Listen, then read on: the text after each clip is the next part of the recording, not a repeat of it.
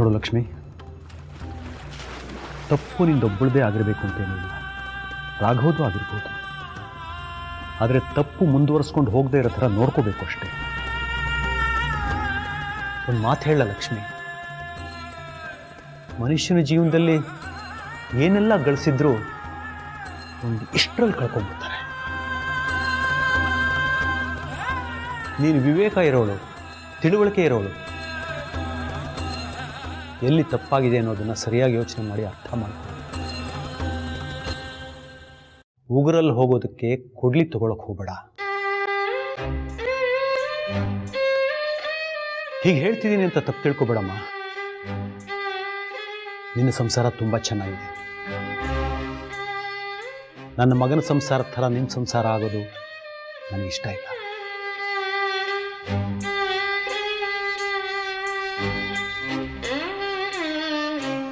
ನೋಡು, ನನ್ನ ಮಗ ಎಲ್ಲೋ, ನನ್ನ ಸೊಸೆ ಎಲ್ಲೋ, ಆ ಮಗು ಎಲ್ಲರೂ ಇದ್ದು ಯಾರೂ ಇಲ್ದಂಗೆ ಆಗೋಗಿದೆ. ಆ ಮಗು ಇದುವರೆಗೂ ತನ್ನ ತಂದೆ ತಾತನ ಮುಖದ ಪರಿಚಯನೇ ಇಲ್ಲ. ಜೀವನದಲ್ಲಿ ಏನು ಸಾಧನೆ ಮಾಡೋಕೆ ಹೊರಟಿದ್ದಾರೋ ಇವರೆಲ್ಲ ನಂಗಂತೂ ಅರ್ಥನೇ ಆಗ್ತಾ ಇಲ್ಲ.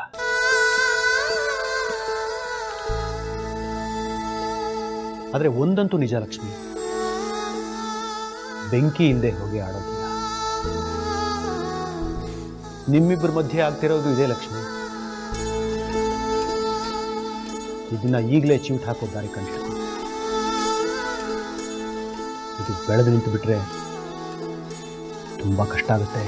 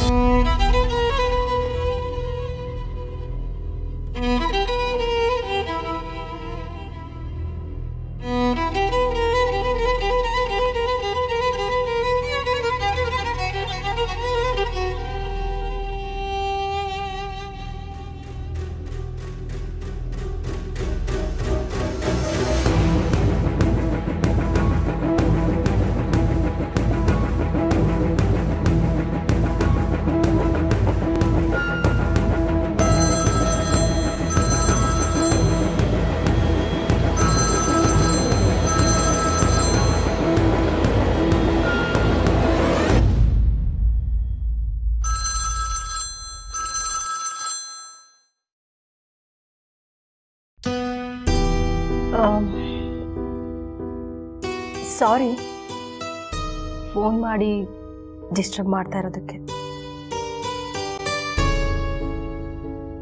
ವಿಷಯ ಹೇಳು. ವಿಷಯ ಇನ್ನೇನಿರುತ್ತೆ, ಇಟ್ಸ್ ಓನ್ಲಿ ಪ್ರೊಫೆಷನಲ್. ಅದೇ ಆ ಹೊಸ ಪ್ರಾಜೆಕ್ಟ್ ಕೊಟೇಶನ್ ಬಗ್ಗೆ ಮಾತಾಡಬೇಕಿತ್ತು. ನೋಡಿ, ಈ ಪ್ರಾಜೆಕ್ಟ್ ನ ಮಾಡ್ತಾ ಇರೋದು ನಾನು ನಿಮ್ ಜೊತೆ ಮಾತಾಡೋದಕ್ಕೋಸ್ಕರ ಅಡ್ವಾಂಟೇಜ್ ತಗೋತಾ ಇದ್ದೀನಿ ಅಂತ ಮಾತ್ರ ಅಂದ್ಕೋಬೇಡಿ.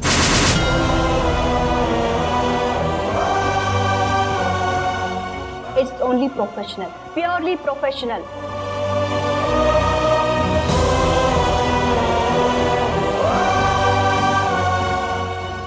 ಸರಿ ಹೇಳು. ಅದೇ ಕೊಟೇಶನ್ ಬಗ್ಗೆ ಮಾತಾಡಬೇಕಾಗಿತ್ತು. ನೀನ್ ಸಿಗೋದಾದ್ರೆ ಅದಕ್ಕೆ ಅಂತ ನಾನು ನಿನ್ನ ಆಫೀಸಿಗೆ ಬರಲ್ಲ. ಹಾಗಂತ ನೀನು ನನ್ನ ಆಫೀಸಿಗೆ ಬರೋದು ಬೇಕಾಗಿಲ್ಲ. ನನಗೂ ಅದೇ ಬೇಕಿರೋದು.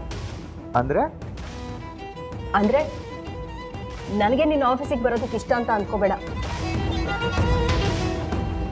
ನಿಮ್ಮ ಆಫೀಸ್ ಬಿಟ್ಟು ಎಲ್ಲಾದರೂ ಓಕೆ, ಎನಿ ಹೋಟೆಲ್, ಹಾಗೆ ಅಲ್ಲಿ ತಿಂಡಿನ ಮಾಡ್ದಾಗತ್ತೆ.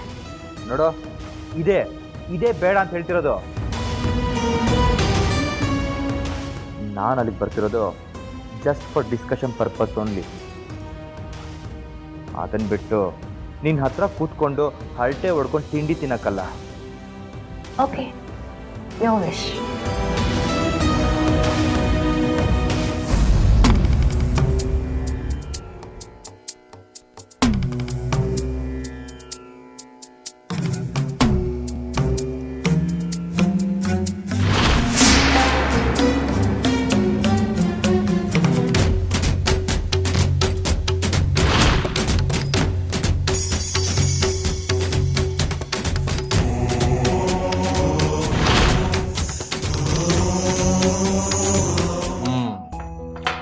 ಇವತ್ತು ಇಷ್ಟ ಆಯಿತು.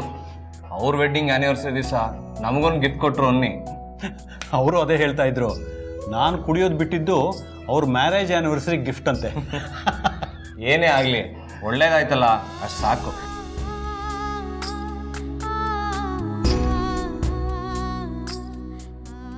ಕಾಯಿಲೆ ವಾಸಿಯಾಗಿಲ್ಲ,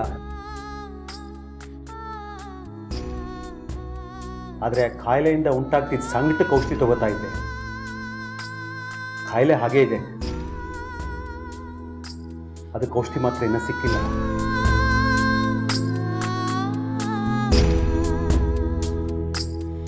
ನೋವಿತ್ತು, ಆದರೆ ಆ ನೋವನ್ನು ಮರೆಯೋ ವಿಧಾನ ನನ್ನ ಕಡೆಯಿಂದ ತಪ್ಪಾಗ್ತಾ ಇತ್ತು ಅಷ್ಟೇ.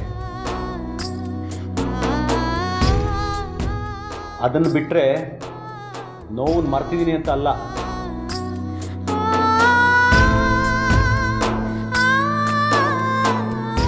ನನಗೆ ನಿಮ್ಮ ಹೆಲ್ತ್ ಬಗ್ಗೆ ತುಂಬ ಚಿಂತೆ ಆಗಿತ್ತು. ನೀವು ಕುಡಿಯೋದು ಬಿಡಬೇಕಿತ್ತು, ನನಗಷ್ಟೇ ಮುಖ್ಯ.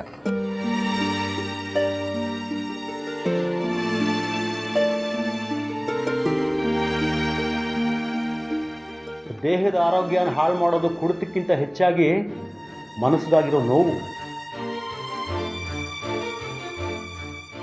ಇದನ್ನ ನಾನು ಹೇಳಿದ್ದಲ್ಲಪ್ಪ, ವಿಜ್ಞಾನ ಹೇಳುತ್ತಿದ್ದನ್ನ.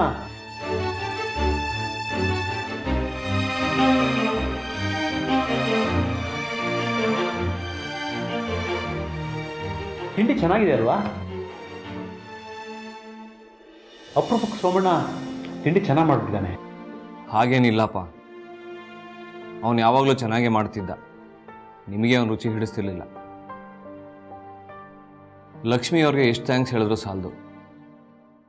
ಅವ್ರು ಯಾವಾಗಲೂ ಚೆನ್ನಾಗಿರ್ಬೇಕು.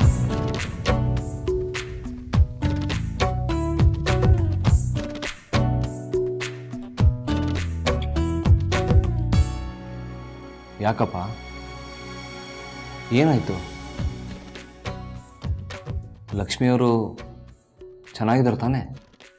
ಅವಳಿಗೆ ಗುಂಡೇಟ್ನಿಂದ ಆಗಿರೋ ನೋವಿಗಿಂತ ಗಂಡನಿಂದ ನೋವೇ ಜಾಸ್ತಿ ಆಗಿದೆ. ಸ್ವಲ್ಪ ಕುಗ್ಗಿದ್ದಾಳೆ. ಅಪ್ಪ, ರಾಘವಿಂದ ಲಕ್ಷ್ಮಿಗೆ ನೋವಾಗಿದೆಯಾ? ಏನು ಹೇಳ್ತಾ ಇದ್ದೀರಾ? ನನಗೆ ನಂಬೋಕೆ ಆಗ್ತಾ ಇಲ್ಲ. ಹೌದು, ಸ್ವತಃ ಲಕ್ಷ್ಮಿಗೆ ಏನು ಅರ್ಗಿಸ್ಕೊಳ್ಳೋಕ್ಕಾಗ್ತಾ ಇಲ್ಲ. ಇತ್ತೀಚೆಗೆ ರಾಘವ್ ಬಿಹೇವಿಯರು ತುಂಬ ಬದಲಾಗಿದೆ. ಅಪ್ಪ, ಯಾಕೆ ಹೀಗಾಯ್ತು? ಈಗೋ ಮನುಷ್ಯನ ಎಲ್ಲ ಸಂಬಂಧಗಳಿಂದ ದೂರ ಮಾಡಿ ಮನುಷ್ಯನಿಗೆ ತಾನು ಹತ್ತಿರ ಆಗೋ ಸಾಮರ್ಥ್ಯ ಇರೋದು ಇದಕ್ಕೆ ಮಾತ್ರ.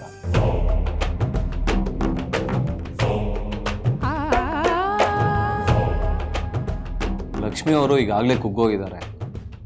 ಇಂಥ ಟೈಮ್ನಲ್ಲಿ ಅವ್ರನ್ನ ಕೇರ್ ಮಾಡೋದು ತುಂಬ ಮುಖ್ಯ ಅಲ್ವಾ? ರಾಘವ್ ತನ್ನ ಮನಸ್ಸು ತುಂಬ ಈಗೋ ತುಂಬಿಕೊಂಡು ಲಕ್ಷ್ಮಿನ ಹರ್ಟ್ ಮಾಡ್ತಿದ್ದಾರೆ ಅಂದರೆ ಅದು ತಪ್ಪು. Raghav should not be doing this. Lakshmi ಅವರು ತನಗೆ ಯಾರೂ ಇಲ್ಲ, ತನ್ನ ಗಂಡ ರಾಘವೇ ಇಲ್ಲ ಅಂತ ಅಂದ್ಕೊಂಡಿದ್ದಾರೆ. ಇಂಥ ಟೈಮ್ನಲ್ಲಿ ರಾಘವ್ ಮನಸ್ಸು ತುಂಬ ಈಗೋ ಇಟ್ಕೊಂಡು ಹರ್ಟ್ ಮಾಡೋದು ಸರಿಯಲ್ಲ. ಅಲ್ಲ, ಪ್ರೀತಿಸೋ ಗಂಡನೇ ಹೀಗೆ ಮಾಡಿದ್ರೆ ಅವ್ರು ಏನು ಮಾಡಬೇಕು? ರಾಘವ್ ತನ್ನ ಹೆಂಡತಿನ ಚೆನ್ನಾಗಿ ನೋಡ್ಕೋಬೇಕು, ಅದೊಂದು ಕರ್ತವ್ಯ ಅಲ್ವಾ? ನೀನು ನಿನ್ನ ಕರ್ತವ್ಯ ಸರಿಯಾಗಿ ಮಾಡಿದ್ಯಾ?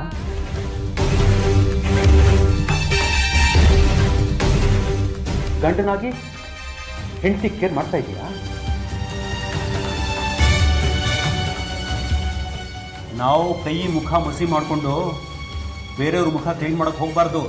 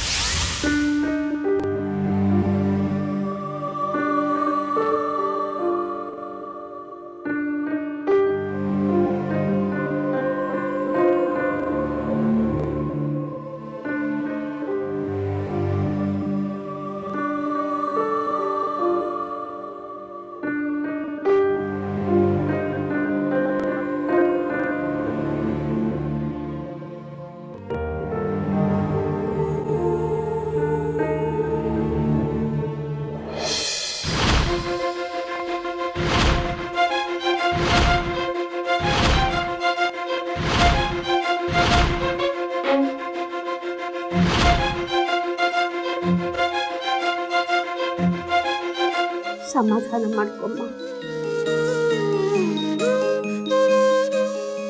ಏನಾಯ್ತು? ಅವನು ನಿನ್ನನ್ನು ಮಾತಾಡ್ಸದ್ನ?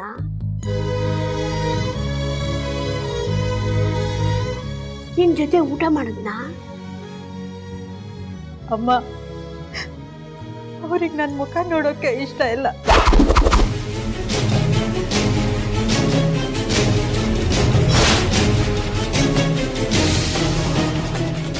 ಇನ್ನು ನನ್ನ ಜೊತೆ ಕುತ್ಕೊಂಡು ಊಟ ಮಾಡ್ತಾರ?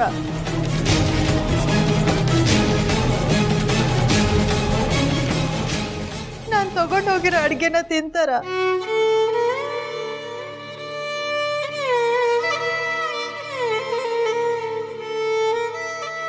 ನನ್ನ ಮುಖ ನೋಡೋಕ್ಕೂ ಇಷ್ಟಪಡದೆ ಇರುವಂತ ತಪ್ಪು ನಾನು ಏನ್ ಮಾಡಿದ್ದೀನಿ ಅಂತ ನನಗೆ ಗೊತ್ತಾಗ್ತಿಲ್ಲ ಅಮ್ಮ.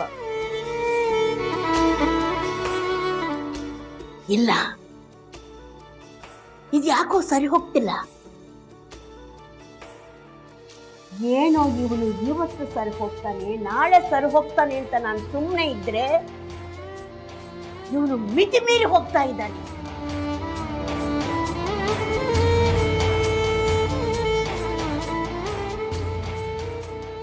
ಈ ಕಂದನ ಕಣ್ಣಲ್ಲಿ ಕಣ್ಣೀರು ಹಾಕಿಸ್ತಾ ಇದ್ದಾನಲ್ಲ ಅವನು.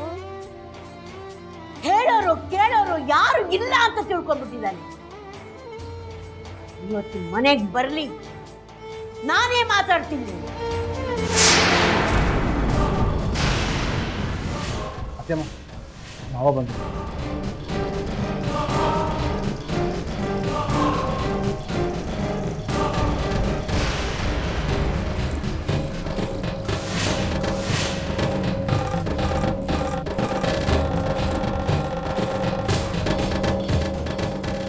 ರಾಘವ,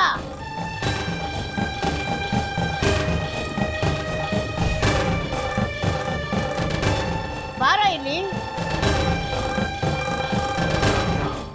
ಏನು ಹೇಳಮ್ಮ? ಕರಿತಾ ಇದ್ದೀನಿ ತಾನೇ, ಬಾ ಇಲ್ಲಿ. ಏನು ಹೇಳಮ್ಮ? ನಿಂದು ಊಟ ಆಯ್ತಾ? ನಂದಾಯ್ತು, ನಿಂದಾಯ್ತಾ? ನನ್ನ ಮಾತಿರ್ಲಿ. ಲಕ್ಷ್ಮಿ ನೆನ್ನೆಯಿಂದ ಊಟ ಮಾಡಿಲ್ಲ, ತಿಂಡಿ ತಿಂದಿಲ್ಲ. ಯಾಕೆ ಊಟ ಮಾಡಿಲ್ಲ ಅಂತ ಕೇಳಿದ್ಯಾ? ಅವಳು ಊಟ ತಿಂಡಿ ಬಿಟ್ಟಿರು ಅಂತ ನಾನು ಹೇಳದ್ನ?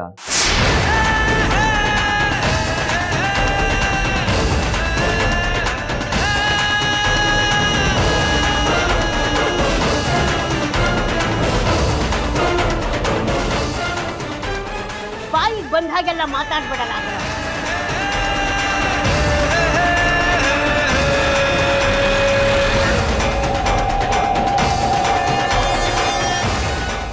ಅವನು ಊಟ ತಗೊಂಡು ಬಂದ್ರೆ ನೀನ್ ಯಾಕೆ ಊಟ ಮಾಡಲಿಲ್ಲ? ನನಗೆ ಮಾಡಬೇಕು ಅಂತ ಅನ್ನಿಸ್ತಿಲ್ಲ, ಅದಕ್ಕೆ ಮಾಡಲಿಲ್ಲ.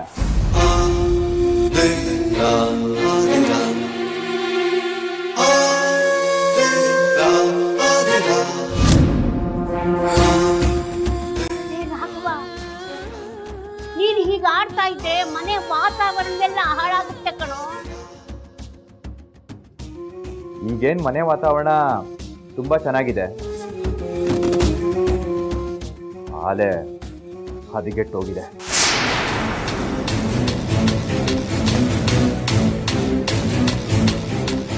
ಮನೆ ವಾತಾವರಣ ಹಾಳು ಮಾಡ್ತಾ ಇರೋನು ನೀನು.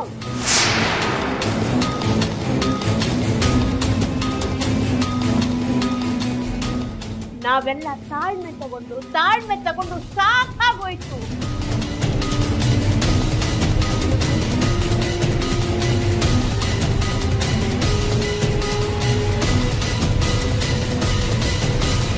ನೀನ್ ಇವತ್ತು ಸರಿ ಹೋಗ್ತೀಯಾ, ನಾಳೆ ಸರಿ ಹೋಗ್ತೀಯಾ ಅಂತ ನಾವೆಲ್ಲ ಸುಮ್ಮನೆ ಇದ್ರೆ ನೀನ್ ಇಷ್ಟ ಬಂದಾಗ ಆಡ್ತಾ ಇರ್ತೀಯ.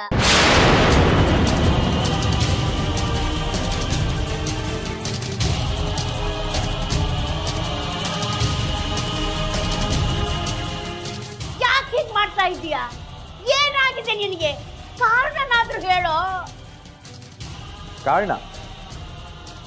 ಕಾರಣ ನಿಮ್ ಮುಂದೆ ನಿಂತಿದೆಯಲ್ಲ, ಏನು ಅಂತ ಕೇಳಿ.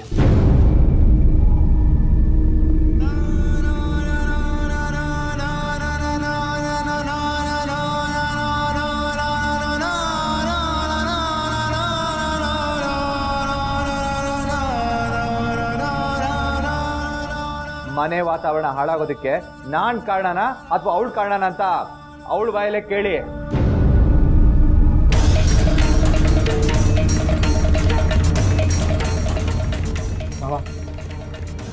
ಯಾಕೆ ಹೀಗೆಲ್ಲ ಮಾತಾಡ್ತೀರಾ? ಬನ್ನಿ ಕೂತ್ಕೊಳ್ಳಿ. ಅದೇನೇ ಇದ್ರು ಇಬ್ರು ಮನ್ಸು ಬಿಟ್ಟು ಮಾತಾಡಿ. ಲಕ್ಷ್ಮಿ ಹೇಳು ಪುಟ್ಟಿ, ಹೇಳಮ್ಮ.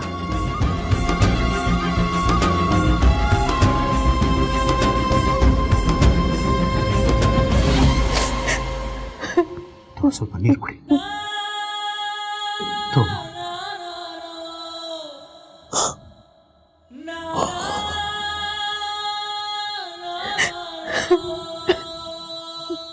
ಯಾಕಮ್ಮ, ಏನಾಯ್ತು?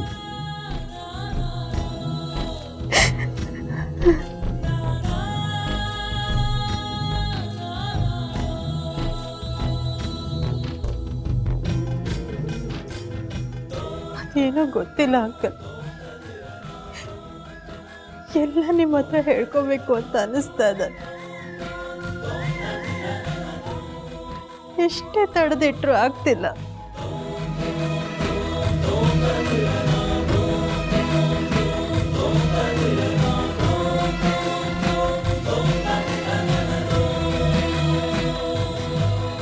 ಮನೆಯಲ್ಲ ಯಾರ ಹತ್ರನೂ ಹೇಳ್ಕೊಳಕ್ಕಾಗ್ತಿಲ್ಲ.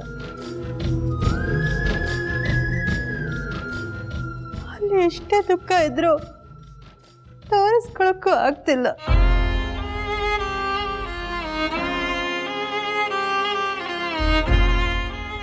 ಅಷ್ಟೊತ್ತು ಹಿಡಿದಿಟ್ಕೊಂಡಿದ್ದ ಕಣ್ಣೀರ್ನ ಅದ್ರಲ್ಲಿ ನಾನು ಸೋತೋದೆ ಅಂಕಲ್, ಸೋತೋದೆ. ಮನಸ್ಸು ಹಾಗಾದರೂ ಹಗುರಾಗಬೇಕಮ್ಮ. ನೀನಿಷ್ಟು ಸಂಕಟ ಪಡ್ತಿರೋದು ಇದೇ ಮೊದಲನೇ ಸಲ ನಾನು ನೋಡ್ತಾ ಇರೋದು. ಜೀವನದಲ್ಲಿ ಎಂತೆಂಥ ಸಮಸ್ಯೆಗಳನ್ನ ಎದುರಿಸಿದ್ದೀಯ. ಯಾಕಮ್ಮ, ಏನಾಯ್ತು?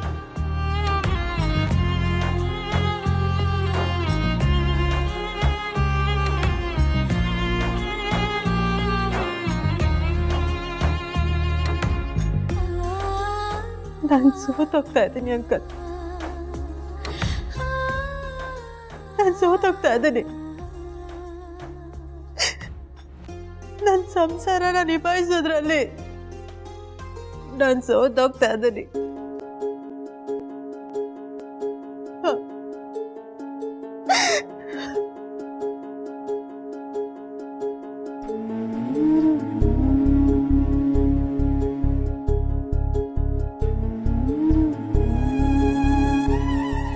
ಅಂದ್ರೆ ನಿಮ್ಗೆ ಗೊತ್ತಲ್ಲ, ನನಗೆ ಮೈಸೂರಿಗೆ ಹೋಗಕ್ಕಾಗ್ಲಿಲ್ಲ. ಆಗ ರಾಘವ್ಗೆ ತುಂಬಾ ಬೇಜಾರಾಯ್ತು.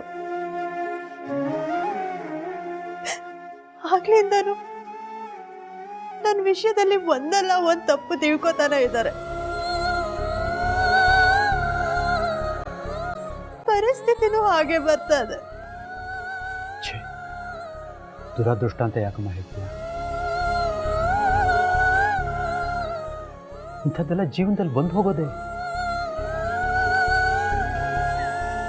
ಆದರೆ ಇಬ್ಬರಲ್ಲಿ ಒಬ್ಬರಾದರೂ ತಾಳ್ಮೆಯಿಂದ ಪರಿಸ್ಥಿತಿನ ಅರ್ಥ ಮಾಡಿಕೊಂಡು ಸೋತು ಪ್ರೀತಿನ ಗೆಲ್ಲಬೇಕಾಗುತ್ತಮ್ಮ. ನಾನು ಸೋಲೋದಕ್ಕೆ ಯಾವಾಗಲೂ ಸಿದ್ಧ. ಆದ್ರೆ ಅವ್ರು ನನಗೆ ಒಂದೇ ಒಂದು ಅವಕಾಶನೂ ಕೊಡ್ತಾ ಇಲ್ಲ. ನಾನು ಎಲ್ಲಿ ಹಿಡಿದಿದ್ದೀನಿ ಅನ್ನೋದೇ ನನಗೆ ಗೊತ್ತಾಗ್ತಿಲ್ಲ.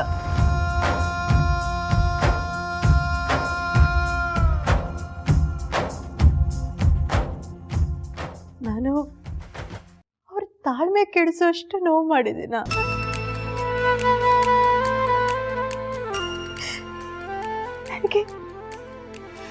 ನನ್ನ ಬಗ್ಗೆ ನನಗೆ ಬೇಜಾರಾಗ್ತಾ ಇದೆ. ನನಗೇನು ತೋಚ್ತಲ್ಲ ಅಂಕಲ್.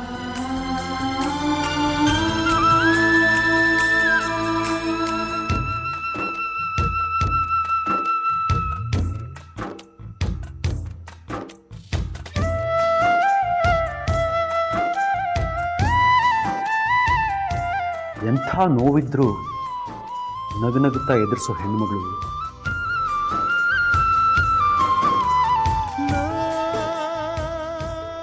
ಆದರೆ ತನ್ನ ಸಂಸಾರದಲ್ಲಿ ಒಂದು ಬಿರುಕು ಬಂದರೆ ಪಾಪ ಅದೆಷ್ಟು ಕುಗ್ಗಿ ಹೋಗ್ತಾಳೆ.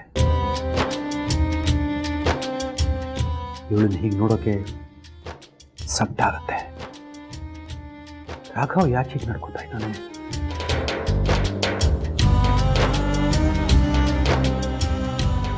ನಾನೇ ಒಂದ್ಸರ್ತಿ ಮಾತಾಡ್ಸಿ ನೋಡ್ಲಾ?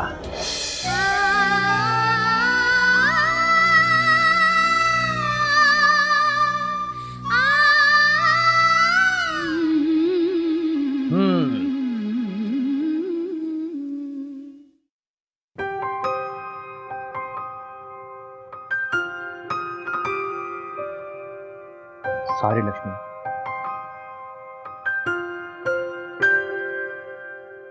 ರೀ, ಹೌದು ಲಕ್ಷ್ಮಿ, ಏನೋ ಆಗಿದ್ದಾಗೋಯ್ತು. ಅದೇನೋ ಗೊತ್ತಿಲ್ಲ, ನೀವೇನು ಮಾಡಿದ್ರು ನಂಗೆಲ್ಲ ತಪ್ಪಾಗೆ ಕಾಣ್ತಿತ್ತು. ತುಂಬ ಕೋಪ ಬರ್ತಿತ್ತು. ಆದರೆ ಏಕೆ ಸರ್ ಜೊತೆ ಮಾತಾಡಿದ್ಮೇಲೆ ನನ್ನ ತಪ್ಪು ಏನು ಅಂತ ನಂಗೆ ಅರಿವಾಯಿತು. I am very sorry Lakshmi. ಇನ್ನು ಮುಂದೆ ಹೀಗೆಲ್ಲ ಆಗಲ್ಲ ಬಿಡು. ರೀ, ನಿಜವಾಗ್ಲೂ ನೀವೇನ ಮಾತಾಡ್ತಿರೋದು? ನಾನು ನಂಬೋಕೆ ಆಗ್ತಿಲ್ಲ.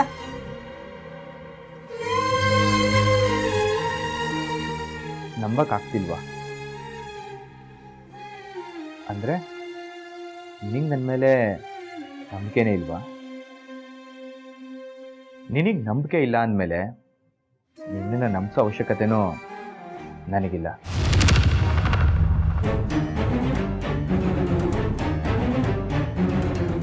ಇನ್ನೂ ಯಾಕೆ ಇಲ್ಲೇ ಕೂತಿದ್ಯಾ? ಹೇಳು,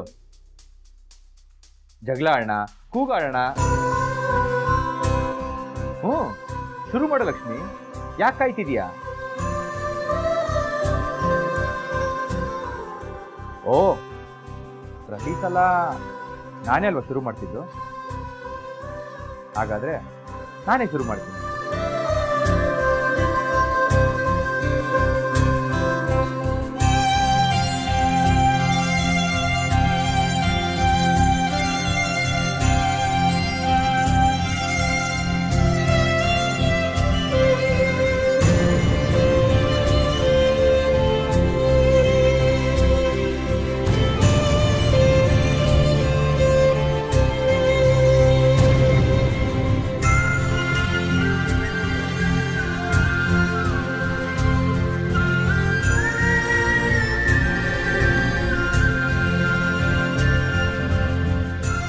ಎಷ್ಟು ದಿನ ಆಗೋಗಿತ್ತು ಲಕ್ಷ್ಮಿ ನೀನು ಈ ಥರ ನಗೋದನ್ನ ನೋಡಿ.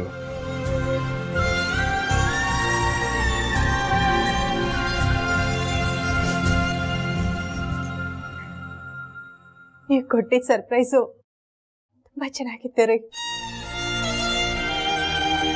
ಅಯ್ಯೋ, ಕಾಫಿ ತಣ್ಣಗಾಗಿರ್ಬೇಕು. ಕೊಡಿ, ಬಿಸಿ ಮಾಡ್ಕೊಂಡು ಬರ್ತೀನಿ. ಪರವಾಗಿಲ್ಲ ಲಕ್ಷ್ಮಿ, ಕಾಫಿ ತಣ್ಣಗಾಗಿದ್ರೂ ಸ್ವಲ್ಪ ಸಕ್ಕರೆ ಜಾಸ್ತಿನೇ ಇದೆ.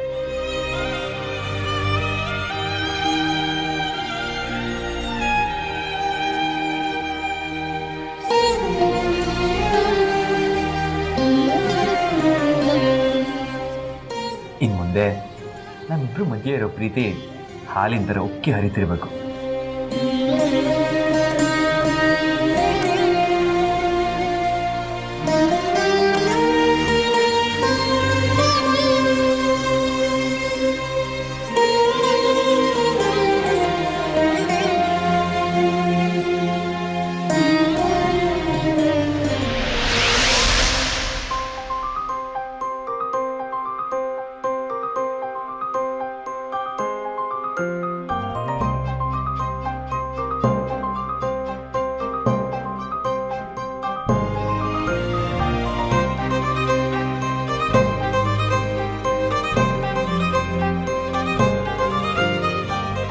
ಏನು ಯೋಚನೆ ಮಾಡ್ತಿದ್ದೀರಾ? ಹಾಲು ಉಗ್ತಿದೆ ನೋಡ್ಲಿಲ್ವಾ? ರಾತ್ರಿ ಮಲಗೋವಾಗ ಹಾಲಾದರೂ ಕುಡಿದು ಮಲಗೋಣ ಅಂತ ಕಾಯ್ಸೋಕಿಟ್ಟಿದ್ದೆ ಅಷ್ಟರಲ್ಲಿ ಅಷ್ಟರಲ್ಲಿ ಹೀಗೆ ಮನಸ್ಸಿಗೇನೋ ಬಂತಪ್ಪ. ಹಾಲುಕ್ಕೋದನ್ನು ಗಮನಿಸಿರೋ ಅಷ್ಟ. ಹೌದು ವಿವೇಕ್, ಲಕ್ಷ್ಮಿ ರಾಘವ್ ಪ್ರೀತಿ ಈ ಹಾಲುಕ್ತಲ್ಲ ಹತ್ರ ಉಕ್ತಾ ಇರಬೇಕು ಅಂತ ನನಗೆ ಆಸೆ. ಅವರಿಬ್ರು ಮಧ್ಯ ಒಂದು ಸಣ್ಣ ವೈಮನಸ್ಸೆ ಹುಟ್ಟಿತ್ತು ಅಷ್ಟೇ. ಅದನ್ನ ಸರಿ ಮಾಡಿದೀನಿ ಅಂದ್ರಲ್ಲ. ಲಕ್ಷ್ಮಿಗೆ ರಾಘವ್ ಬಗ್ಗೆ ಎಷ್ಟು ಪ್ರೀತಿ ಇದೆ ಅನ್ನೋದು ರಾಘವ್ ರಿಲೈಸ್ ಮಾಡ್ಕೋಬೇಕಾಯ್ತು. ಅದಕ್ಕೆ ನಾನು ಸಹಾಯ ಮಾಡಿದೆ ಅಷ್ಟೇ.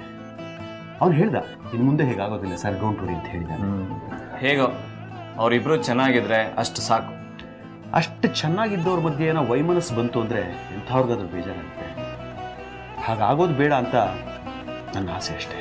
ಅಪ್ಪ, ನೀವು ಹೆಚ್ಚು ಯೋಚನೆ ಮಾಡಬೇಡಿ. ಅವರಿಬ್ರು ಇನ್ನು ಮುಂದೆ ಖಂಡಿತ ಚೆನ್ನಾಗಿರ್ತಾರೆ. ನೀವು ಹೋಗಿ ಮಲ್ಕೊಳ್ಳಿ, ನಾನು ಹಾಲು ತಗೊಂಡು. ಆಯ್ತಪ್ಪ, ಥ್ಯಾಂಕ್ ಯು ಸೋ ಮಚ್.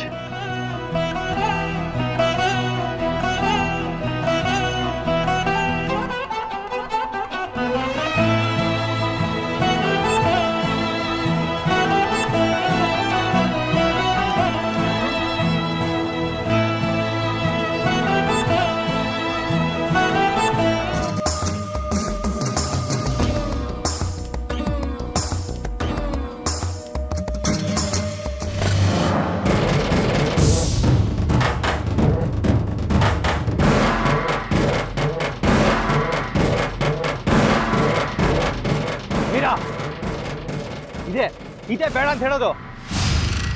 ನಾನೇನ್ ಮಾಡ್ದೆ ರಾಘವ್? ನನಗೆ ಗೊತ್ತು ಮೀರಾ, ನನಗೆ ಹತ್ರ ಆಗೋದಕ್ಕೆ ಯಾವುದೋ ಒಂದು ದಾರಿ ಹುಡುಕ್ತಿ ಅಂತ ನನಗೆ ಚೆನ್ನಾಗಿ ಗೊತ್ತು. ರಾಘವ್, ಬಾಯಿಗೆ ಬಂದ ಹಾಗೆ ಮಾತಾಡೋದನ್ನ ಮೊದಲು ನಿಲ್ಲಿಸು.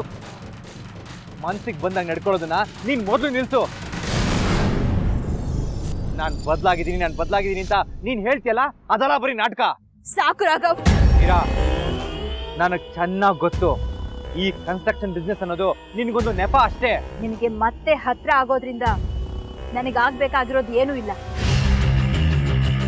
ಬಿಸ್ನೆಸ್ ಅನ್ನು ನೆಪ ಇಟ್ಕೊಂಡು ನಿನ್ ಜೊತೆ ಸ್ನೇಹ ಬೆಳೆಸೋ ಅವಶ್ಯಕತೆನೂ ಇಲ್ಲ. ಇಲ್ಲಿ ನೋಡು, ಈ ಎಲೆ ನಿನ್ ತಲೆ ಮೇಲೆ ಬಿದ್ದಿತ್ತು, ಅದನ್ನ ತೆಗಿಯೋದಕ್ಕೆ ಹೋದೆ. ನೀನ್ ಏನೇನೋ ಕಲ್ಪನೆ ಮಾಡ್ಕೊಂಡ್ರೆ ನಾನ್ ಏನ್ ಮಾಡಕ್ಕಾಗತ್ತೆ? ನಾನ್ ಬದಲಾಗಿದ್ದೀನಿ ಅಂತ ಅವತ್ತೇ ಹೇಳಿದ್ದೀನಿ. ಅದನ್ನ ನಾನು ಪದೇ ಪದೇ ಹೇಳಿ ನಿನ್ಗೆ ಪ್ರೂವ್ ಮಾಡೋ ಅವಶ್ಯಕತೆ ಇಲ್ಲ ಅನ್ಕೋತೀನಿ.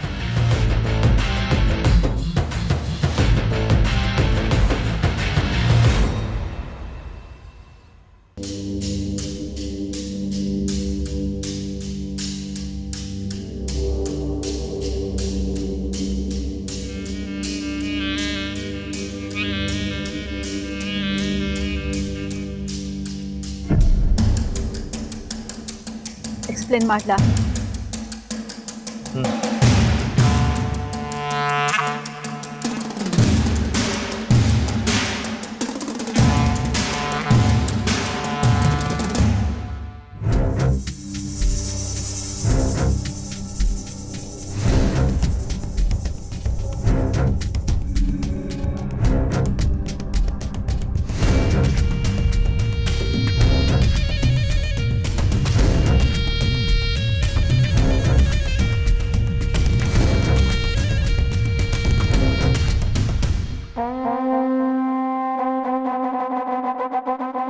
ಸರಿ ರಾಘವ್, ನಾವು ನಾಳೆ ಮೀಟ್ ಆಗೋಣ. ಯಾಕೆ? ನೀನಿವತ್ತು ತುಂಬಾ ಡಿಸ್ಟರ್ಬ್ ಆಗಿದೆಯಾ ಅನಿಸ್ತಾ ಇದೆ. ನೀನ್ ಬೇಕಾದ್ರೆ ಮನೆಗೆ ಹೋಗು. ಇತ್ತೀಚೆಗೆ ಮನೆಗೆ ಹೋಗೋದಕ್ಕೆ ಮನಸ್ಸೇ ಇಲ್ಲ. ಏನು? ಏನಿಲ್ಲ, ಆಗ್ಲೇ ನಿನ್ನ ತಪ್ಪಾಗಿ ತಿಳ್ಕೊಂಡು ನಿನ್ನ ಕೈ ತಳ್ಬಿಟ್ಟೆ. ಐ ಆಮ್ ವೆರಿ ಸಾರಿ.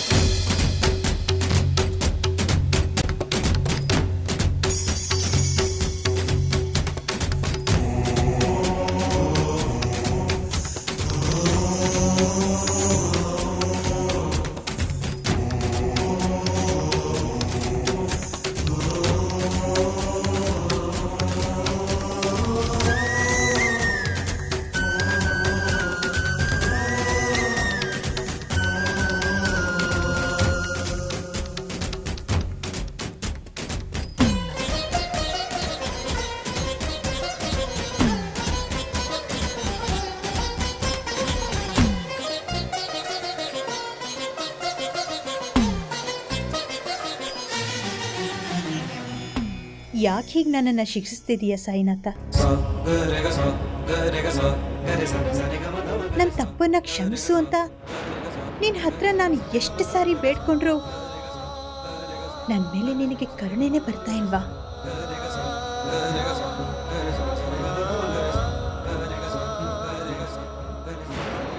ನನಗೆ ಮತ್ತೆ ಈ ರೀತಿ ಸಂಕಟ ಕೊಡೋದಕ್ಕೋಸ್ಕರ ಸಾವಿನ ಮನೆಗೆ ಹತ್ರವಾಗಿದ್ದವಳನ್ನ ಮತ್ತೆ ವಾಪಸ್ ಕರ್ಕೊಂಡು ಬಂದ್ಯಾ? ಈ ಹಿಂದೆ ನಾನು ಯಾವುದೇ ಒಂದು ತಪ್ಪನ್ನ ಉದ್ದೇಶಪೂರ್ವಕವಾಗಿ ಮಾಡಿಲ್ಲ ಸಾಯಿನಾಥ. ನನ್ನ ತಪ್ಪಿಗೆ ಕ್ಷಮೆನೇ ಇಲ್ವಾ?